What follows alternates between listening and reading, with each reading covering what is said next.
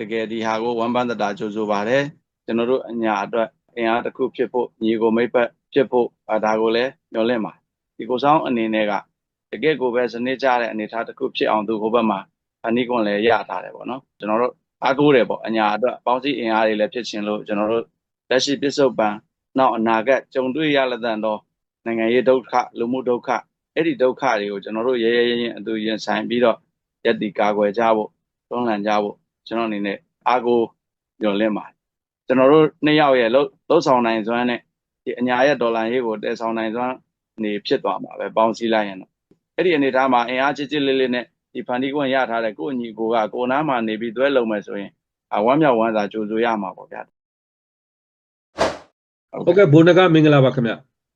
ဟုတ်ကဲ့မင်္ဂလာပါကိုသထွန်းနိုင်ဟုတ်ကဲ့ဘုန်းကအခုမောင်ဆောင်ခဦးဆောင်တဲ့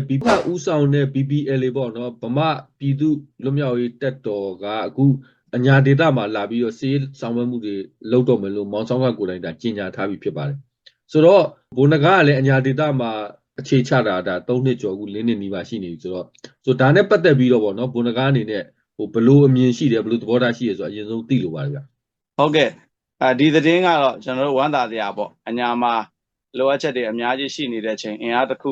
တိုးတယ်လို့ကျွန်တော်တို့ညွှန်လင်းရတာပဲဒီမှာရောက်လာတဲ့အချိန်မှာကျွန်တော်တို့ဒီအားလုံးကအညာဒေသအတွက်ပေါင်းစည်းစူးစမ်းနိုင်ဖို့လဲညွှန်လင်းပါတယ်ဒီပေါ်မှာတော့ကျွန်တော်တို့ဒီအားကိုးတစ်ခုဖြစ်လာမယ်လို့ကျွန်တော်သဘောရမြင်ပါတယ်ဟုတ်ကဲ့အဲ့တော့တကယ်တမ်းကျတော့မောင်ဆောင်ခကလည်းဒါအညာဒေသပဲလေသူကတော့ဟိုဘက်မှာKNU ဘက်မှာနဲ့နော် MND ဘက်မှာတွားပြီးတော့အခြေချတဲ့အနေထားပေါ့နော်တော်လိုင်းစတဲ့အခါမှာ3နှစ်ကျော်ပေါ့နော်တော်လိုင်းတက်တန်းတစ်လျှောက်မှာဘုံနဂါးနဲ့မောင်ဆောင်ခါတို့နဲ့ခုနလိုပေါ့နော်တပ်ပေါင်းစုရေးရပဲဖြစ်ဖြစ်တခြားနိုင်ငံရေးစစ်ရေးပဲဖြစ်ဖြစ်အဲ့လိုမျိုးမဟာမိတ်ဆက်ဆံမှုမျိုးရောရှိခဲ့ဘူးလားဗျဟုတ်ကဲ့ကျွန်တော်ဒီ BNRA လို့ကြေညာပြီးတဲ့နောက်မှာတော့ကျွန်တော်တို့ဒီကိုဆောင်ခါနဲ့ကျွန်တော်ရဲ့နောက် YDF ကကိုမြတ်သူရဲ့ပေါ့နော်ကျွန်တော်တို့တပ်ပေါင်းစုကိစ္စဆွေးနွေးပြပါတယ်အဲ့လိုတပ်ပေါင်းစုကိစ္စတွေဆွေးနွေးပြနေတဲ့အချိန်ပေါ့နော် BNRA ထူထောင်ပြီးတဲ့အချိန်မှာတစ်ဖက်မှာလည်းကျွန်တော်တို့ကနိုင်ငံရေး PR တွေအရန်ကြုံရတဲ့အချိန်ပေါ့နော်နိုင်ငံရေး PR တွေအရန်ကြုံရတဲ့အချိန်ပြိပခတွေကိုထိတ်တိုက်ကြီးကိုပဲတို့နေရတဲ့အချိန်လို့ဖြစ်နေတဲ့အခါကျတော့သူတို့အနေနဲ့လည်းနည်းနည်းခက်ခဲလေးတွေ PR လေးတွေရှိတဲ့ပုံရပါတယ်ကျွန်တော်တို့အဲ့ဒီတပ်ပေါင်းစုကိစ္စကမအောင်မြင်ခဲ့ဘူးပေါ့နော်အလုပ်မဖြစ်ခဲ့ဘူးအဲ့တုန်းကတော့ကျွန်တော်တို့ညီကိုတွေစကားပြောပြခဲ့ပူးပါတယ်ဒါပေမဲ့ဒါတွေကဘယ်လိုမျိုး PR တွေကနေသူလည်းလွတ်မြောက်လာတဲ့အချိန်ဆိုရင်တော့အညာမှာလည်းရောက်လာတဲ့ဆိုတဲ့အချိန်ကျရင်တော့ကျွန်တော်တို့ညီကိုတွေလက်သွဲအလုပ်ဖြစ်လိမ့်မယ်ထင်ပါတယ်ကျွန်တော်အနေနဲ့လည်းမျှော်လင့်တယ်ဘာဖြစ်လို့လဲဆိုတော့ကျွန်တော်တို့ကကြတော့အညာမှာအစကတည်းကတိဆောက်ရေးကိစ္စတွေကိုဇောင်းပေးပြီးတော့မလုပ်နိုင်ဘူးတက်တိဆောက်ရေးကအားနည်းချက်တွေအများကြီးရှိတယ်အဲ့လိုချိန်မှာဒီကိုဆောင်အနေနဲ့ကတကယ့်ကိုပဲစနစ်ကျတဲ့အနေအထားတစ်ခုဖြစ်အောင်သူဟိုဘက်မှာအနည်းကွန်လည်းရထားတယ်ပေါ့နော်အနည်းကွန်လည်းရထားတဲ့အခါကျတော့ကျွန်တော်တို့အားကိုးတယ်ပေါ့အညာအတွက်ပေါင်းစည်းအင်အားတွေလည်းဖြစ်ခြင်းလို့ကျွန်တော်တို့စကားပြောခဲ့ကြတယ်ဒါပေမဲ့နိုင်ငံရေး PR တွေကြောင့်ကျွန်တော်တို့မအောင်မြင်ခဲ့ဘူးပေါ့ဒါပေမဲ့ကျွန်တော်ဒီမှာအညာရောက်လာတဲ့အချိန်တော့ဒါညီကိုတွေလက်တွဲပြီးတော့လုပ်ဖို့အခြေအနေကောင်းတွေရှိကောင်းရှိလာနိုင်ပါတယ်ဟုတ်ပြီအဲ့တော့ဘုံနဂါးအနေနဲ့အရင်တော့မောင်ဆောင်ခနဲ့ခုနမဟာမိတ်အတွက်စကားပြောတာနိုင်ငံရေးစီအတွက်စကားပြောတာရှိခဲ့ဘူးလေဆိုတော့အခုမောင်ဆောင်ခကသူဒီကိုလာမယ်လို့ကြေညာပြီးရဲ့နောက်ပိုင်းမှာဘုံနဂါးအနေနဲ့စကားပြောပြီးပြီလားဗျဟုတ်ကဲ့ဒီကြားမှာတော့သူတို့ရဲ့နိုင်ငံရေးမှုတွေဒီဘက်ရောက်တယ်လို့ပြောတယ်ကျွန်တော်တို့ကလည်းပြောခဲ့သလိုပါပဲကျွန်တော်တို့မှာနိုင်ငံရေး PR တွေကတမျိုးဒီစစ်စင်ရေးကိစ္စနဲ့ဒီပြင်တခြားအလုပ်လေးတွေကတမျိုးပေါ့နော်ဒီကြားထဲမှာကျွန်တော်တို့လည်းရောက်ရခက်နေရတဲ့အနေအထားပေါ့နော်အဲ့ဒီသူတို့နိုင်ငံရေးမှုတွေကတော့အဲ့ဒီချိန်ကကျွန်တော်တို့ဒီရောက်မလာဖြစ်ခဲ့ဘူးပေါ့နော်အခုကတော့ဒီဘက်ရောက်လာမယ်ဆိုတာကြားလို့ကျွန်တော်အနေနဲ့လှမ်းပြီးတော့ဒီကိုဆောင်ကိုနှုတ်ဆက်ရင်းနဲ့ဒီဘက်မှာလက်သွဲလုံနိုင်တာလေးတွေလောက်ကြမယ်ကုနိုင်တာလဲကျွန်တော်ကူမယ်ဆိုတဲ့အကြောင်းနဲ့ပြီးတော့ဒီကိုဆောင်အနေနဲ့ဒီဘက်မှာလာတဲ့အချိန်ကြလို့ရှိရင်ပေါ့ကျွန်တော်တို့ကြားမှာအဆင်ပြေမဲ့ပုံစံလေးတွေဒါစကားပြောပြပါတယ်ဒါပေမဲ့ဒါကတော့တကယ်ရောက်လာတဲ့အချိန်ကြမှာကျွန်တော်တို့ပို့ပြီးတော့သိရမှာပေါ့နော်ပို့ပြီးတော့ခိုင်မာစကားပြောရမှာပေါ့အခုအနေထားတော့အရန်ကြီးထဲဝင်ပြောရတာမျိုးတော့မဟုတ်သေးဘူးပေါ့ကျွန်တော်တို့အနေနဲ့ဒီမှာရောက်လာတဲ့အချိန်မှာကြိုဆိုတဲ့အကြောင်းလုံးနိုင်တာတွေအတူပေါင်းလုပ်ကြမယ်ဆိုတဲ့အကြောင်းလောက်ပဲဒါလောက်ပဲပေါ့စကားစမြည်လောက်ပဲပြောပြပါသေးတယ်ဟုတ်ပြီအဲ့တော့တကယ်လို့အင်အားတစုံတရာဘုံနဂါးရှိတဲ့ဂွင်ဘက်မှာအခြေချဖို့အခြေအနေမျိုးရှိလာမယ်မောင်ဆောင်က request လုပ်လာမယ်ဆိုရင်ဘုံနဂါးအနေနဲ့အဆင်ပြေနိုင်လားအဲ့လိုမျိုးဆိုရင်ဘယ်လိုမျိုးအခြေအနေဖြစ်နိုင် ဝမ်းမြောက်ဝမ်းသာပေါ့ဗျာဘာဖြစ်လို့လဲဆိုတော့ကျွန်တော်မတူတဲ့အခြေအနေတွေရှိတယ်ကျွန်တော်ကအညာအကြောင်းကိုပိုသိတယ်အညာလူတို့ရဲ့ဒီအခက်ခဲတွေဒုက္ခတွေအညာလူတို့နဲ့ပုံမပြီးတော့တသားတည်းကြပြီးသားဖြစ်တယ်ဒါပေမဲ့ကျွန်တော်တို့ကဒီဒေါ်လာရေးမှာစနစ်ကြတဲ့အင်အားကကြီးနေများနေတယ်ပေါ့နော်ကြစ်လက်တဲ့အနေအထားမှာကြတော့အရန်ကြီးမရှိဘူးအဲ့ဒီအနေအထားမှာအင်အားကြစ်လေးလေးနဲ့ဒီဖန်တီးခွင့်ရထားတဲ့ကိုယ့်အညီကိုကကိုနားမှာနေပြီးတွဲလုံမယ်ဆိုရင်ဝမ်းမြောက်ဝမ်းသာကြိုဆိုရမှာပေါ့ဗျာဒါတကယ်ကျွန်တော်တို့နှစ်ယောက်ရဲ့လှုပ်ဆောင်နိုင်စွမ်းနဲ့ဒီအညာရဲ့ဒေါ်လာရေးကိုတည်ဆောင်နိုင်စွမ်းနေဖြစ်သွားမှာပဲပေါင်းစည်းလိုက်ရင်တော့အဲ့တော့နောက်ထပ်ပုံမွေလေးလေးတစ်ခုမေးလို့တာကတော့မောင်ဆောင်ခကအခုဒီဘက်ကိုစီရေးရအခြေချမယ်လို့ကြေညာပြီးနောက်ပိုင်းမှာသူနောက်ထပ် post တစ်ခုထပ်ပြီးကြေညာတယ်အဲ့ဒါကတော့သူဒီ MOD ရဲ့အောက်မှာမဟုတ်ဘူးပေါ့နော်သူ့ရဲ့ BBL အတိုင်းပဲသူဆက်ရက်တည်သွားမှာဒါပေမဲ့ညီညွတ်ရေးကိုရှေးရှုမယ်ဆိုပြီးသူ post ခုထပ်တင်ပါတယ်ဝန်ကြီးဦးရင်မွန်နဲ့ပုံလေးတွဲပြီးတော့ပေါ့နော်ဆိုတော့မောင်ဆောင်ခရဲ့အနေထားက UNG MOD နဲ့အဆင်ပြေတယ်အဲ့တော့ဘိုးနဂါအနေနဲ့ကအခု UNG MOD နဲ့က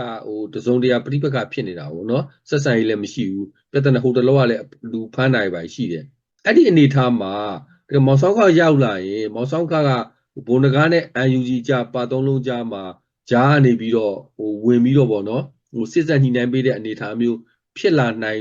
ဖို့မျှော်လင့်လားအဲ့ဒါကတော့ကိုဆောင်ခရဲ့ဒီမှာဒီကြက်ကမှသူ့ဘာသာသူရွေးချယ်ဆုံးဖြတ်ပါလိမ့်မယ်ကျွန်တော်တို့ ਨੇ ရခံပြီးတော့ပေါင်းစည်းညီနိုင်နိုင်မဲ့အခြေအနေလည်းဖြစ်ကောင်းဖြစ်လာနိုင်မယ်သို့မဟုတ်ပြိပခါတွေကိုရှောင်ပြီးတော့ပါနတ်နဲ့ MOD နဲ့ဘုဒ္ဓရက်တည်တာမျိုးလည်းဖြစ်ကောင်းဖြစ်နိုင်လိမ့်မယ်ဘာပဲဖြစ်ဖြစ်အညာအတွက်အင်အားဖြစ်မယ်ဆိုရင်ကျွန်တော်တို့ကတော့ရည်ကျင်တတ်ပါတယ်ကျွန်တော်တို့အနေနဲ့ကြတော့ဒီပြိပခါတွေကမရှောင်နိုင်ဘူးမရှောင်နိုင်ရခြင်းအကြောင်းတရားကကျွန်တော်ကကြတော့ဒီပြည်သူနဲ့ဒီမြေပြင်မှာဖတ်ပြီးတော့ပေါက်ဖွာလာတဲ့ဒေါ်လာရေးဖြစ်တယ်ဒီပြည်သူကကျွန်တော်ကိုရိတ်ခါပေးတယ်ပြင်ပကပေးတဲ့ငွေကြေးနဲ့လက်နက်ခဲယမ်းကိုဖန်တီးရတယ်ကျွန်တော်ကိုနေတရားတွေပေးကြတယ်အဲ့ဒီမှာဒေါ်လာရေးထဲမှာဖြစ်လာတဲ့ဒုက္ခတွေရှိတယ်မနေ့ကစစ်စင်ရေးတာဝန်ခံတွေကနေတဆင့်မိသားစုတစုရောက်လာတယ်ဦးလေးရဲ့အမေရဲ့ကိုဝန်တဲ့မိန်းကလေးတယောက်ရဲ့ဖြစ်စဉ်ကဘာလဲဆိုတော့သူ့ယောက်ျားနဲ့နောက်ထပ်လူတယောက်အသက်ခံလိုက်ရတယ်ပေါ့နော်အသက်ခံလိုက်ရတဲ့ကိစ္စပေါ့နောက်ထပ်လဲအဲ့ဒီမှာ IO တယောက်ကနေပြီးတော့သူဦးလေးစီကိုဖုန်းဆက်တယ်မင်းသူမဘယ်မှာနေရတော့ပေါ့နော်ကောင်းမွန်နေဖို့ပေါ့သူ့ကိုဝင်နဲ့ဆိုပြီးတော့သူတို့လွတ်ပေးထားတာပေါ့အခုသူကဘယ်မှာလဲပေါ့နော်အဲ့လိုတွေမင်းများနေတော့သူကြောက်ပြီးတော့ဒီဘက်ကိုလာပြီးတော့ခိုလုံကွန်းလာတောင်းတယ်သူ့အနေနဲ့ပေါ့နော်တကူရီလာပြီးတောင်းတာအဲ့ဒီရွာကပါကျွန်တော်တို့ကိုဒီထပ်ပြီးတော့လာပြီးတော့တောင်းတာက PNI အနေနဲ့တက်စိတ်2စိတ်လောက်လာချထားပေးပါကျမတို့မနေရတော့ဘူးကြောက်လာပြီပေါ့နော်အဲ့လိုတွေရှိတော့တက်စိတ်2စိတ်ကျွန်တော်တို့သွားချပေးရတယ်ဖြစ်ပုံကလည်းဒီဆက်တာကျွန်တော်တို့ဒီ PNI မဖွဲ့ခင်လေးမှာကျွန်တော်ပြောပြပါတယ်ကျွန်တော်တို့ဒေတာမှာဒီဖုံးကိုးတဲ့အမှုကိုဒီဇရက်မှာတွန်းနှန်းကျိုးနဲ့11ကိုပတ်ပြီးတော့ရိုက်တက်လိုက်တယ်လူသားမှုလေလူ2ယောက်ရိုက်တက်တဲ့တယောက်ကခေါ်သွားတယ်အဲ့ခေါ်သွားတဲ့တယောက်ကိုကျွန်တော်ပြန်လှမ်းဆက်သွယ်ပြီးတော့မိဘစီပြန်အပ်ပေးဖို့ကျွန်တော်တို့အသေးအတန်ပြောဆိုပြီးတော့ကျွန်တော်ဝန်ပါပေးထားရတယ်အဲ့ဒီလူသားမှုမှာမျက်မြင်သက်တွေ2ဦးအသက်ခံလိုက်ရတာမျက်မြင်သက်တွေ2ဦးအသက်ခံလိုက်ရတယ်ပြီးတော့အဲ့ဒီအုပ်စုတွေကအဲ့ဒီရွာဘေးမှာတရစ်တီလုံနေကြတဲ့အခါကျတော့ရွာကကြောက်လန့်ပြီးတော့ကျွန်တော်တို့ဒီတက်စိတ်ကိုဒီကိစ္စတွေကိုကျွန်တော်မျက်နှာလွှဲထားမယ်ဗျာကျွန်တော်လုပ်စရာရှိတာပဲလုပ်မယ်ဆိုရင်လည်းလုပ်လို့ရတာပဲကျွန်တော်တို့မူမှာဒီဒေါ်လာရေးကာလအတော့မှာလည်းမြေတိအဖွဲ့အစည်းရဲ့ဒုက္ခပေးမှုကိုမဆိုကျွန်တော်တို့ပြည်သူရှေ့ကရက်တည်မယ်ဆိုတဲ့နိုင်ငံရေးမူကလည်းပါပြီးသားပဲတကယ်လဲကျွန်တော်တို့ကပြည်သူအကျိုးစီးပွားအတွက်တိုက်ပွဲဝင်တာဖြစ်တဲ့အတွက်တချို့ကိစ္စတွေမှာနိုင်ငံရေးအမြင်ပိုကျတဲ့လူကတော့ဒါတွေကမေ့ထားရမယ့်အရာတွေလို့ပြောကောင်းပြောလိမ့်မယ်ကျွန်တော်အနေနဲ့じゃလုံးဝကိုရှောင်မရတော့ညနေချင်းတိုင်းလာပြီးတော့တောင်းဆိုကြတာဒီရွာလုံးကျွတ်နီးပါးတွေပေါ့နော်သောကလည်းဒီလိုင်းပေါ်မှာတတိထားမိလိုက်မှာပါကြေးရွာ2ရွာကကျွန်တော်မဖြစ်မနေလာပြီးတော့အဲ့လိုကူညီပေးဖို့စားတွေတင်ပြီးတော့သူတို့ရွာတွေကိုတက်ဖွဲ့ချပေးဖို့တောင်းဆိုလို့အဲ့ဒါကလည်းဒီလူသားမှုဖြစ်စဉ်ကနေပြီးတော့ပေါ့နော်ကျွန်တော်တို့အဲ့လိုသွားလုပ်ပေးရတာရှိတယ်ဆိုတော့ပြောချင်တာကအဲ့လိုပရိပခတွေကိုကျွန်တော်ကရှောင်လို့မရဘူးရှောင်လို့မရတဲ့အနေအထားမှာကျွန်တော်ကတော့ရှောင်လို့ရသလောက်တော့ရှောင်မယ်ပေါ့မရတဲ့ဟာကိုကျွန်တော်ပြည်သူလူထုအတွက်ကျွန်တော်လုပ်စရာရှိတာလုပ်မှာပဲကျွန်တော်ရက်တည်ရေးထက်ကျွန်တော်အမှန်တရားကိုကျွန်တော်ပို့ဦးစားပေးမယ်အဲ့ဒီခါမှာပရိပခကိုရှောင်လို့တဲ့လူတွေအတွက်ကတော့ရှောင်ရမယ်လို့ယူဆထားတဲ့ဒီသူတွေအတွက်ကတော့ဒါကနည်းနည်းစိတ်ရှုပ်ထွေးစရာဖြစ်လိမ့်မယ်အဲ့ဒါကိုလည်းကျွန်တော်အနေနဲ့တော့နားလည်ပေးနိုင်ပါတယ်ကျွန်တော်တို့ကတော့ကိုယ့်ညီကိုအင်အားတွေအဖြစ်နဲ့ပဲဒါမျှော်လင့်ကြိုးဆိုပါတယ်ဘယ်လိုပဲရက်တည်ကျွန်တော်တို့ကရံဘက်ဖြစ်မနေဖို့ပါ ဟုတ်ကဲ့အဲ့တော့ BBLA ညာဘက်ဒေသရောက်မယ်ဆိုတော့ तू ကသူ့ရဲ့တပ်ဖွဲ့သူ့ရဲ့နာမည်သူ့ရဲ့အဖွဲ့အစည်းအနေနဲ့ရောက်လာမှာဆိုတော့နောက်ထပ်အဖွဲ့အစည်းတစ်ခုတိုးမှာပေါ့နော်ဆိုတော့ဒါနဲ့ပတ်သက်ရင်အားလုံးကသုံးသက်ဝေဖန်မှုတွေလည်းအမျိုးမျိုးရှိကြတာပေါ့အဲ့တော့ဒီဝိုင်းနိုင်ငံရေးခက်ဦးတန်းဆိုးနိုင်ရဲ့သုံးသက်ချက်ကတော့လောလောဆယ်မှာနိုင်ငံရေးကတပ်ပေါင်းစုဆိုတာမဖြစ်နိုင်တဲ့အနေအထားဖြစ်တဲ့အခါမှာအခုလိုမျိုး BBLA ရောက်လာတဲ့အခါမှာအညာဒေသမှာစစ်ရေးအရစုဖွဲ့ပြီးမဟာမိတ်ဖွဲ့ပြီးတော့အတူတူတိုက်ပွဲဝင်ကြဖို့ပေါ့နော်အတူတူသူပြောတာအခြေခံအစအတူတူချက်ပြုတ်စာအတူတူပြဿနာဖြေရှင်းအဲ့ဒီလိုစုဖွဲ့မှုမဖြစ်မနေလုပ်ဖို့သူအကြံပြုပါတယ်အဲ့ဒါမှရှေ့ဆက်သွားလို့ရမယ်လို့သူကပြောတယ်ကို့အဖွဲ့နဲ့ကိုဒီတိုင်းပဲတီးတန့်စီသွားနေရင်တော့အလုံးမဖြစ်ဘူးလို့သူအကြံပြုသွားတာရှိပါတယ်အဲ့ဒီအပေါ်ရောဘိုးနဂါးအနေနဲ့ဘယ်လိုမြင်လဲအဲ့ဒီပြောတဲ့အခြေအနေတွေကဖြစ်လာနိုင်မှုမျှော်လင့်လားဟုတ်အဲ့ဒီအခြေအနေတွေကတော့တကယ်လိုတဲ့အခြေအနေတွေပါဖြစ်လာနိုင်ခြင်းဖြစ်မလာနိုင်ခြင်းကတော့တစ်ဖွဲ့စီရဲ့အခြေအနေပေါ်မှာမူတည်ပါတယ်ဒါကတကယ်လိုအပ်ပါအဲ့တော့ဘိုးနဂါးအနေနဲ့အခုမောင်ဆောင်က BBLA အညာဘက်မှာအခြေလာချတဲ့အပေါ်မှာ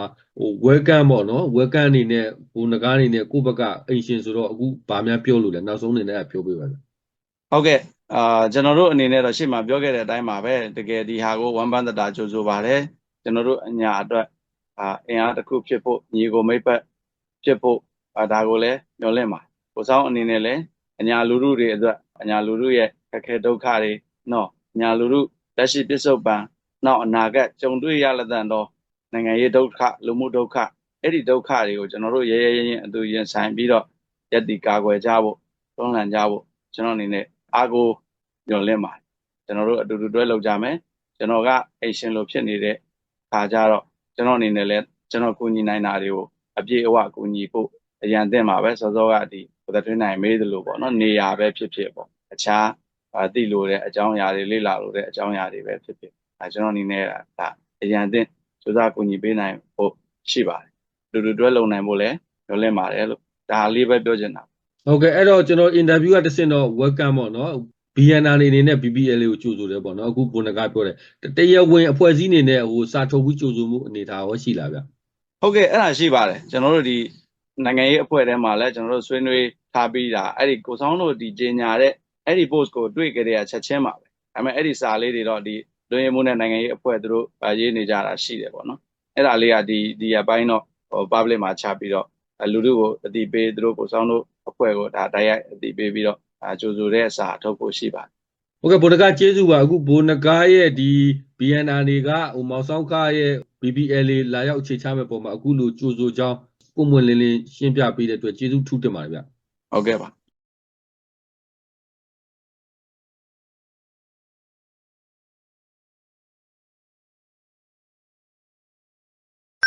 ဒီဗီဒီယိုကို THN Freelance Journalist Channel ကနေယူသွင်းထားပါတယ်ကျေးဇူးတင်ပါတယ်